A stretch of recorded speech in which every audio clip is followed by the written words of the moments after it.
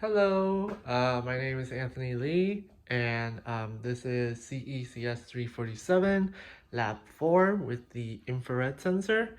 And currently, how have it set up is the infrared sensor is being powered by this external battery supply, which the 12 volts is directly led into this um, voltage circuit that converts 12 volts into 5 volts. Then this 5 volts is used to power the sensor.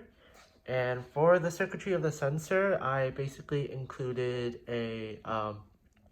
noise um, a noise canceling circuit so that if there's any change in current or if there's any sudden changes in the input that the sensor is outputting, that it gets basically that those spikes in voltages get leveled out a lot more, so then I get more accurate readings to my board. And essentially my board is connected to the the output of the sensor, which is indicated by the yellow wire. And this board, which is connected to my computer, is also grounded to the power supply because they're common ground. And yeah, I have a ruler that goes from 0 all the way to 70 and beyond. I have another ruler here. And my object is basically this um, Arm & Hammer soap bottle.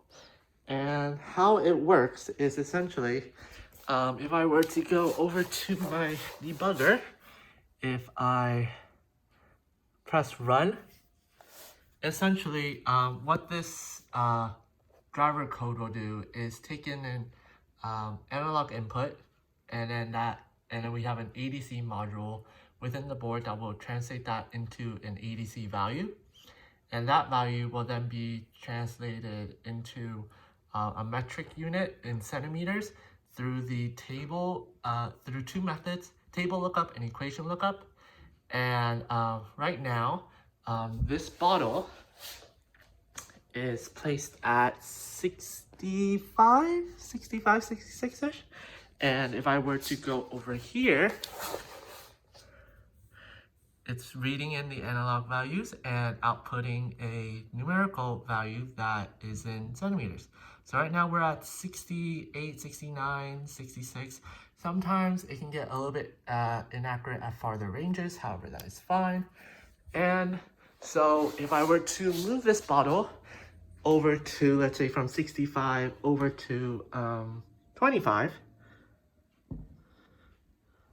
okay, that's around 25, and go over to my debugger, here I can see that the board is averaging up the ADC, the number of reads. So currently the number of reads I have set is 10.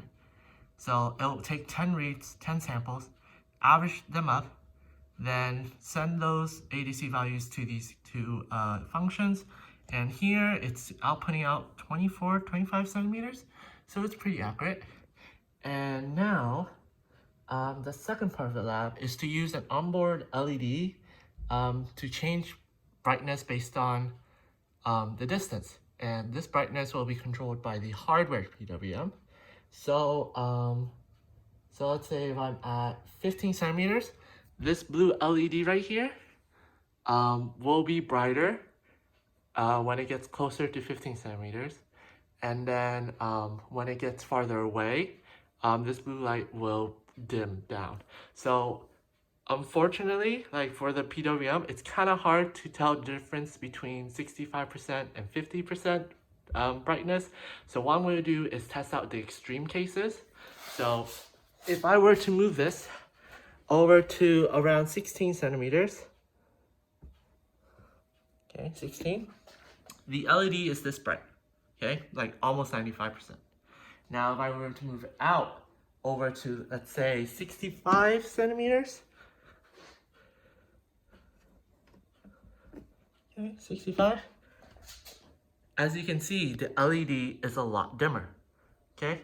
So within the range of 15 centimeters over to approximately 70 centimeters, there will be a PWM difference every 5 increments. So it'll start at 95, and then it'll go down to, let's say, 85% brightness.